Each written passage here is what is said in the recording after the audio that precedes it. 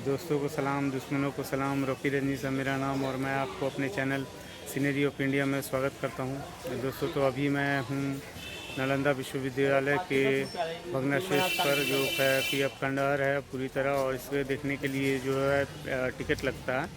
और टिकट पहले 5 रुपये था, वही पुराना टिकट को ही लोग 40 रुपये का स्टाम्प मार कर ये टिकट दे रहे हैं। अब ये टिकट है यहाँ का प्रवेश टिकट 40 रुपया। तो चलिए अब मैं इसके अंदर जाता हूँ, प्रवेश करता हूँ और आपको आगे की जो है वो सब दिखाता हूँ। तो चलिए चलते हैं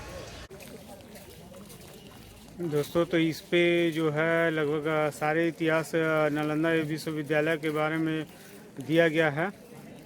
तो इस इतिहास को मैं आपको चलते हुए कुछ बताऊंगा, और बाकी सारे जो ऐतिहासिक बातें हैं ये आप गूगल करके आप वहाँ से मिल सकता है आपको। अदरवाइज आप किताबों में भी सारी जानकारियाँ आपको मिल जाएंगी। लेकिन फिर भी यहाँ पर कुछ देर के लिए मैं बना रहा हूँ। अगर ये आपको पूरी जानकारी पढ़नी है तो वीडियो को पॉज करके या रोक कर आप पूरी इसे आप पढ़ सकते हैं। बाकी चलिए अब आगे की जानकारी मैं आपको दिखाते रहूँगा। यहीं से अंदर प्रवेश करने का, और अंदर बहुत सारे पर्यटक और टूरिस्ट आए हुए हैं।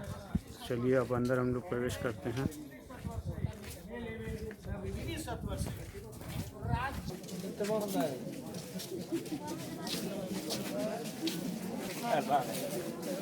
और ये घुसते ही आप प्रवेश करते ही ये आपके दाहिनी तरफ ये देखने को मिलेंगी। यहाँ से ऊपर से जाने की सीढ़ियाँ हैं और ये सब है।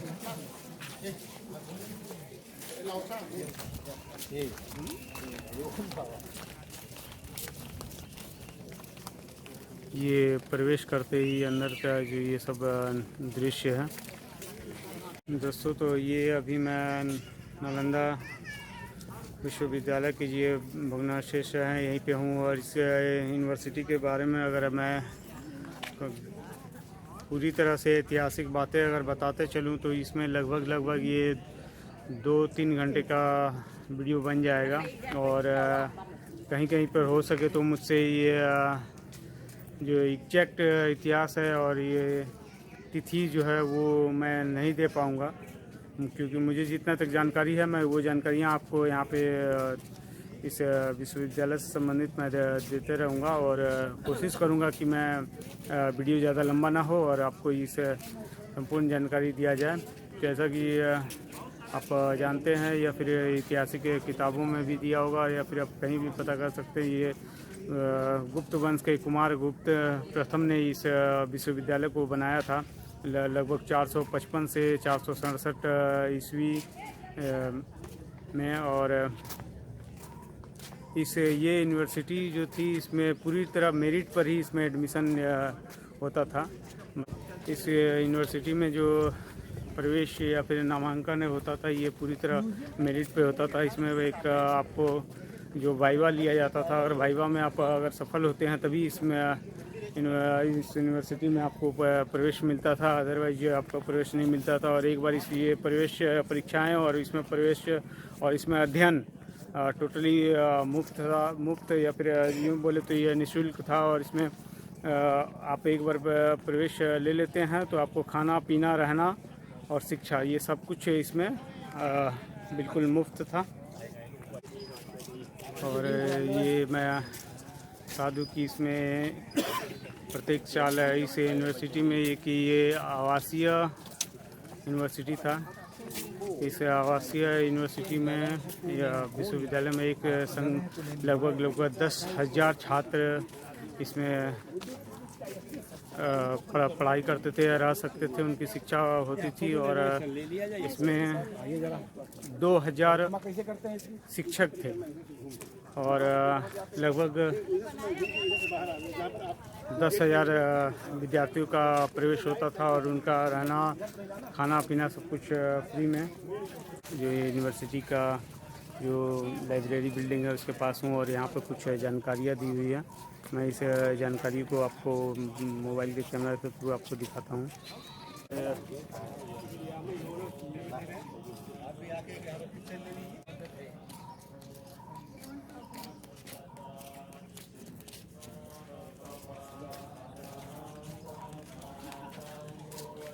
यहाँ पे जो बुद्धिस्ट और तिब्बतियन जो है वो लोग यहाँ पे प्रार्थना कर रहे हैं। इनकी प्रार्थना का आवाज़ आप सुन सकते हैं। और ये जो आप देख रहे हैं ये बड़ी बिल्डिंग, ये लाइब्रेरी है। और इस लाइब्रेरी में लगभग इस लाइब्रेरी में नियर अबाउट 90 लाख पांडुलिपि जो है हस्तलिखित जो होती है उसे पांडुलिपि बोला जाता है। इसमें 90 लाख पांडुलिपियाँ इसमें यूनिवर्सिटी की लाइब्रेरी में रखी हुई थी। और इस यूनिवर्सिटी में और हज़ारों किताब थे जिसे बख्तियार खिलजी ने जला दिया। चलिए आगे चलते हैं दोस्तों। तो ये आप देख सकते हैं मेरे पीछे जो है कुछ बौद्ध भिक्षु की या फिर तिब्बतियन लोग हैं। ये लोग अपने यहाँ पे प्रार्थना कर रहे हैं। और जैसा कि मैं आपको बता रहा था कि इसमें लगभग 90 लाख पांडुलिपियाँ थी और हज़ारों की संख्या में पुस्तकें थीं। और इन पुस्तकों को बख्तियार खिलजी ने जला दिया। ये यूनिवर्सिटी को तहस नहस कर दिया। इस यूनिवर्सिटी का जो स्थापना जो है कुमार गुप्त प्रथम ने बनाया था। उसके बाद 455 ईस्वी में बनाना शुरू किया था और लगभग 467 ईस्वी में इसी बनकर तैयार हो गया था ये यूनिवर्सिटी।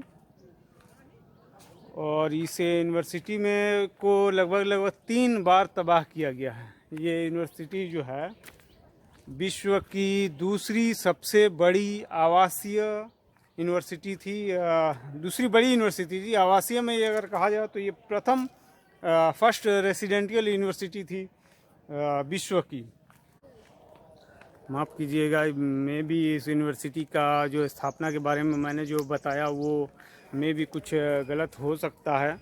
आप गूगल कर लीजिएगा या फिर कहीं किसी अच्छी पुस्तक से नॉलेज ले लीजिएगा। लेकिन ये जो है 455 ईस्वी में एक बार जो मिहिर कुल के ह्यून नामक एक शैतान था वो या फिर बदमाश कहें जो भी हो, उस शैतान ने सबसे पहले इस यूनिवर्सिटी को एक बार तोड़फोड़ किया था और तोड़फोड़ मचाया था। तो 455 ईस्वी के में स्कंदगुप्त ने इस यूनिवर्सिटी को रिपेयर किया उस समय। और उस समय ज़्यादा तोड़फोड़ नहीं किया गया था, इसलिए उसको रिपेयर करके बना लिया गया। लेकिन उसके बाद फिर द्वितीय बार इस पर आक्रमण किया गया और तोड़फोड़ किया गया।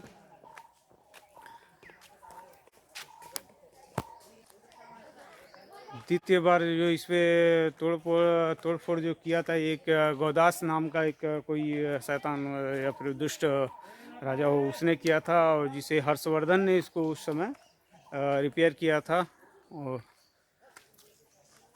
और तृतीय बार जो है ये जो इस महाशैतान बोला है, इसको जो भी गाली दे सकते हैं आप दे सकते हैं।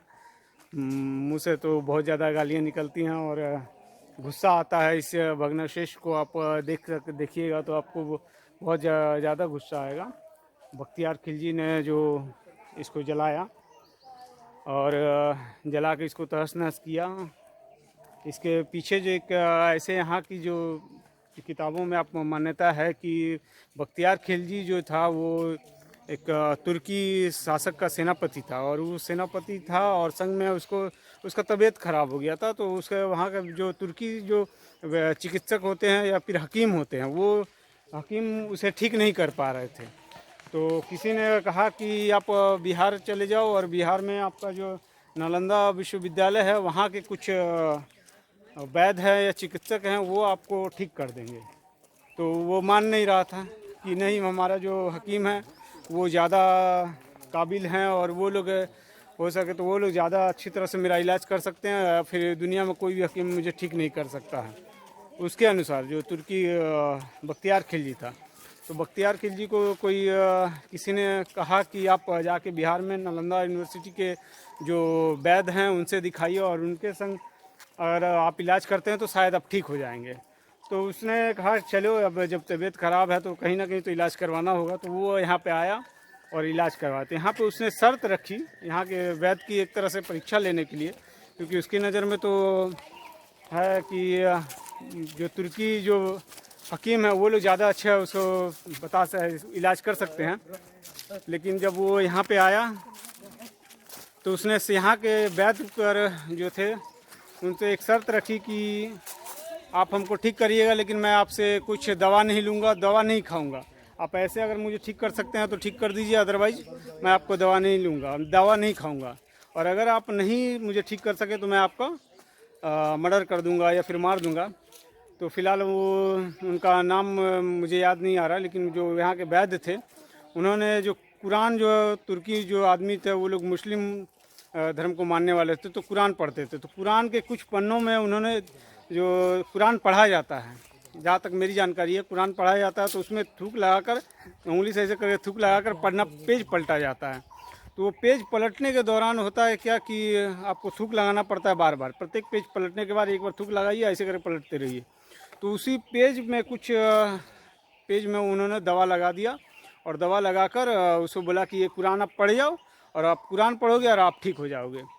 तो बख्तियार खिलजी अपना वहाँ पे पढ़ के कि कुरान पढ़ा, और पढ़ने के दौरान उसने कोई लगभग 15-20 दिन में वो कुरान के कुछ जो पन्ने जो उन्होंने दवा लगा कर दी थी वो पड़ गया, और असल में वो अनजाने में वो दवा ले रहा था। तो इस तरह वो स्वस्थ हो गया। जब वो स्वस्थ हो गया तो उसे बहुत ज़्यादा गुस्सा आया, अहंकार आया कि मेरे जो तुर्की में जितने सारे हकीम हैं वो सारे हकीम मुझे इलाज नहीं कर पाए और मेरा तबीयत बिगड़ गया, तो इलाज नहीं कर पाए, और ये भारतीय और वो भी बिहार का, ये लोग मेरा इलाज कैसे कर दिए। तो ये सब उसको ज़्यादा गुस्सा आया, और इसी कारण से ये यूनिवर्सिटी का जो ये आप देख सकते हैं, जो ये मेरे पीछे जो है ये लाइब्रेरी था, इसमें 90,000 पांडुलिपियाँ थी और लगभग कई हज़ारों पुस्तकें थी। ये सारे पुस्तकों को उसने जला दिया, ताकि आगे भी जो भारत में जो इतना जो बौद्ध धर्म का और बौद्ध लोग जो बढ़ रहे हैं, तरक्की कर रहे हैं और इलाज जो हो रहा है वो सब ना हो, इस कारण से उसने पूरी यूनिवर्सिटी को इसको जला दी। और उसके बाद से जो मैंने बताया कि आपको 3 बार ये यूनिवर्सिटी आपको तहस नहस किया गया, लेकिन जो है फिर भी इसका उसके बाद से इसको रिपेयर नहीं किया गया, क्योंकि इसमें जो इतनी सारी 90,000 के लगभग पांडुलिपियाँ और कई हज़ार पुस्तकें थी, सारे पुस्तकों में आग लगा दिया गया। और वो लगभग कई महीनों तक, कोई बोलता है 3 महीने तक, कोई बोलता है 4 महीने तक, कोई बोलता है सालों तक इसमें ये पुस्तकें जलती रही और इसमें से धुआं निकलते रहा। तो फिलहाल ये है इस यूनिवर्सिटी की जलने की कहानी और तबाह होने की कहानी, जहाँ तक मुझे पता है। और ये मैं आपको जो जानता हूँ, मैं अपनी जानकारी ये आपको बताया। इससे ज़्यादा का जो जानकारी है इसके लिए आप गूगल में या फिर बहुत सारी पुस्तकें उपलब्ध हैं, इन पुस्तकों में आप ये जानकारी आप प्राप्त कर सकते हैं। फिलहाल ये काफ़ी बड़ा यूनिवर्सिटी है और लगभग ये जो भग्नाशेष है, ये जो है ये टोटल लगभग 1.5 किलोमीटर 1 किलो वर्ग मीटर जो है, अब एरिया बहुत ज़्यादा बड़ा होता है। उतने बड़े एरिया में ये जो है यूनिवर्सिटी का लगभग नियर अबाउट 10% ही है। आप ये सोच सकते हैं कि ये 10% है, जो पूरा इलाका भी बहुत पीछे तक है, जिसको मैं अभी आपको घुमाऊंगा और दिखाऊंगा। ये मात्र 10% है इस टोटल यूनिवर्सिटी का। तो आप सोच सकते हैं, जैसे कि मैंने पहले भी बताया कि एक बार में 10,000 छात्र इसमें पढ़ाई कर सकते थे और रहते थे। उनका तो खाना पीना रहना, ये टोटली आवासीय यूनिवर्सिटी था, तो सब कुछ था इसमें। तो सोचिए कितना बड़ा यूनिवर्सिटी हो सकता है। जो विश्व का ये दूसरा सबसे बड़ा यूनिवर्सिटी था। पहला यूनिवर्सिटी जो है तक्षशिला ये पाकिस्तान में है, ये रावलपिंडी, वहाँ पे ये तक्षशिला जो है यूनिवर्सिटी। उसके बाद ये नालंदा यूनिवर्सिटी है। अब बंटवारे के बाद तक्षशिला जो है वो पाकिस्तान में चला गया है और हमारे पास भी एक यूनिवर्सिटी का ये बचा हुआ है, वहाँ पे भी लगभग तहस नहस कर दिया गया, तक्षशिला यूनिवर्सिटी को भी।